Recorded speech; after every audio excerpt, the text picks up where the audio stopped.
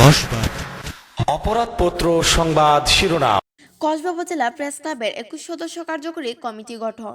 যত নিয়ম, যত অনাচার, সব পথ করুদ্ধ, সবাই তখন সুন্দর হবে, মানুষেরা হবে শুদ্ধ। আসলে আমার বলার কিছু নেই। আমার এক বড় ভাই কথা বলার জন্য ক্ষুব্ধ হয়েছিলেন, আবার একটু থেমেও গেলেন। সেই ব্যক্তি হচ্ছেন আমাদের শাহ আলম ভাই। উনি আমাদের অন্তরের অনেক ঘটনা জানেন এবং বক্তব্য দেখেছেন, কিন্তু করবায় বিচারের বাড়ি নির্দিতে কাটে। সেই পরিস্থিতির অপেক্ষায় আমরা হাঁটি হাঁটি পা করতে করতে আজকে 14টি বছর পেরিয়ে আজকে আমরা এই জায়গায় আপনাদের নিয়ে আনছি, আমাদের পাশে দাঁড়িয়েছি। আজকে সত্যিকার অর্থে বলার কিছু নেই। যে যুদ্ধ করেছি, এই যুদ্ধে হয়তো আল্লাহ বাঁচিয়ে রেখেছে, টিকিয়ে রেখেছে পর্যন্ত। আমার উপরে সকল যুদ্ধ গিয়েছে, আর বাকিরা সব মজা মেরেছে। আর বাকি যারা আমাদের পাশে ছিল তাদেরকে নিয়ে আমি এই পর্যন্ত চলার পথ আপনাদেরকে নিয়ে আজকে এই জায়গায় আসতে পেরেছি। তো বন্ধুবর, সত্যিকার অর্থে মানুষ অনেক মূলা পাম দিতে পারে, আসলে বাস্তবে জায়গায় থাকে না। গুটি কয়জন পাবেন, কিন্তু একটু পরে আর পাবেন না। আমি অনেক খেলা দেখেছি আমার জীবনে, বহু সাধু দেখেছি, বহু মমসুদ দেখেছি, বহু ভালো মানুষ দেখেছি, কিন্তু এই কসবা হচ্ছে সারা বাংলাদেশের মধ্যে সবচেয়ে বড় একটা মারাত্মক জায়গা।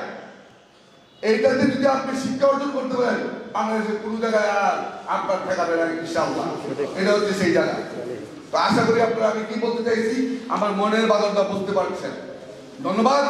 আজকে যারা আছেন আগামীতে আমাদের পাশে থাকবেন, এবং আগামীতে আমাদের পাশে থাকলে ভালো মন্দ দেখে আমরা এই গর্বকে সুন্দরভাবে সাজাবো, সুন্দরভাবে আপনাদেরকে কিছু দেওয়ার চেষ্টা করবো। আপনারাও আমাদেরকে দেবেন, আমরাও আপনাকে দিব। কিন্তু এককভাবে কেউ আপনি বড় হতে চেষ্টা করবেন না, তাইলে এই বড়টা থাকে না। আমি যদি সকল কিছু করে নিয়ে যাই, আপনাকে আর দিব কি? এই জন্য সবাইকে দিয়েই আপনি বাঁচতে হবে, চলতে হবে, উঠতে হবে। এটা হচ্ছে নিয়ম। তো বন্ধুগণ, আমার সভাপতিকে আমি অত্যন্ত আন্তরিক অভিবাদন জ্ঞাপন করছি। উনিও অনেক কষ্ট করেছেন। আমরা এই প্রস্তাব গঠন করেছি দুইটা ব্যক্তি নিরলসভাবে। আমরা অনেক কিছু করেছি যেটা আপনাদের ভাষায় প্রকাশ করতে পারবো না। দেখেন, একটা কথা না বললে না হয়, সত্য কথা আমি বলি। আমার জেলক পাশক মামলা আমার জীবনে বহু হয়েছে, আমার জীবনে সাধারণভাবে মামলা লিখেছে, কিন্তু ব্যাপারটা হচ্ছে কি, আমি কিন্তু হার মানিনি। মিথ্যাকে আমি ভয় পাই না, আমি সত্য নিয়ে চলি। আপনারা একদিকে এক সাইড হবে, একা গেল, আমি একজন, নো প্রবলেম। আমার জন্য এটা নট এ ফ্যাক্ট। আর আপনারা চুপসে বেরিয়ে যান, খাইছি আজকে মনে মেরে ফেলবে, আপনার ডরের ভয়ে আপনার মিথ্যা কথা বলেন। আমি কিন্তু এটা পারি না। দোয়া করবেন যেন আরো সৎভাবে চলতে পারি, কথা বলতে পারি। তো ব্যাপারটা হচ্ছে কি, শাহ আলম ভাই ভালো করে জানেন, আমি এই প্রস্তাব গঠন করতে গিয়ে অনেক ত্যাগের মধ্য দিয়ে প্রস্তাব গঠন করেছি। দ্বিতীয়ত কথা হচ্ছে কি, আমাদের 5 জন বন্ধু, আজকে আমার 5 জন বন্ধু যদি থাকতো এই চেয়ার টেবিলে, আমার মন অনেক ভরে যেত। আজকে সে 5টি বন্ধু আমার নেই। ওই সোজাচার সবাই যদি সবাই বাংলাদেশের সবাই যদি বলেন সে সভাপতি, আমি বলি সে সভাপতি নয়, সে হচ্ছে একটা সোজাচার সভাপতি, যার নাম হচ্ছে সুলেমান খান।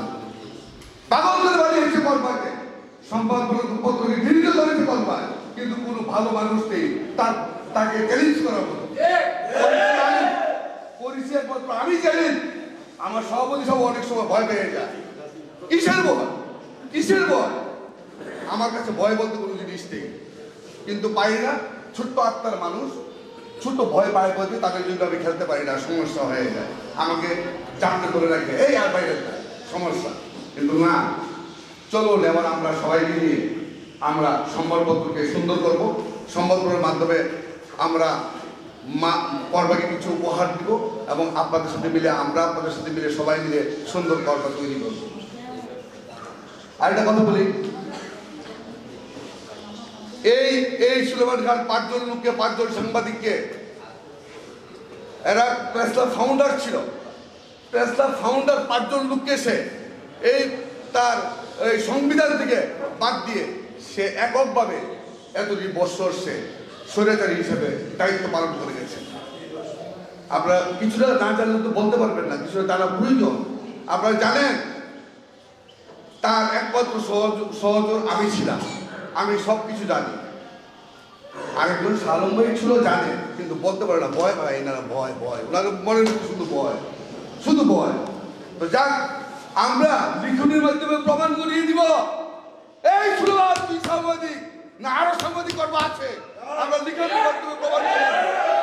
রাজিরা বলে আমরা সত্যকে উদ্ঘাটন করবো, আমরা মিথ্যাকে পেছনে ভালো।